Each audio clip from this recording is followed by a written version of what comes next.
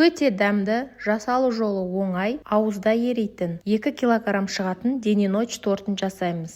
200 грамм құмшекерге 200 грамм еріп тұрған майды қосып жақсылап миксерлейміз. Кезекпен 3 жұмыртқа саламыз. Майда болса 4 жұмыртқа. Осылай кезекпен салып миксерлейміз.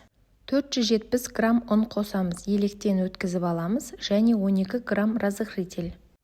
Өте жұмсақ қамыр пайда болады. Осылай иілеп жақсылап араластырамыз да қамырды теңдей 2 бөлікке бөлеміз. Бір бөлікке 20 грамм какао, екінші бөлікке 20 грамм ұн мен 2 грамм ванилин қосамыз. Оларды иілеп осылай 5 бөлікке бөлеміз әр қамырды.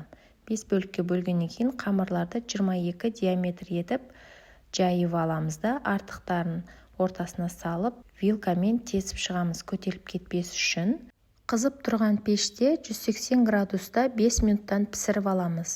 10 корж болады. Енді крем жасаймыз. 200 грамм творогқа 100 грамм қаймақ қосып, блендермен жақсылап түйіршік қалмайтындай етіп езіп аламыз. Бөлек ыдысқа 500 грамм сливки мен 40 грамм құмшекер қосып жақсылап миксерлейміз. Қою крем болып шығады. Осындай крем болады. Енді бұған 380 грамм сгущенка. Сгущенка сапасы жоғары болу керек. Соны қосамыз.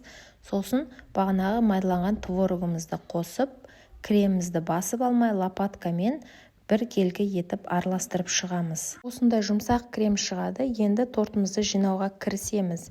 Ең алдымен қара коржымызды салып, 3 қасық крем саламыз. Сосын ақ коржымызды салып, тағы да 3 қасық крем салып, осылай барлық тортты қара-ақ кезекпен жинап шығамыз. Соңында бетіне ақ кремін жағып, холодильникке бір түнге қалдырамыз. Міне менде бір түн тұрды. Енді кальциясынан жайлап шешіп алып, сыртына бір коржды майдалап, осылай жағып шығамын. Рецепт ұнаса, лайк басып, комментарий қалдырып кетіңіздер.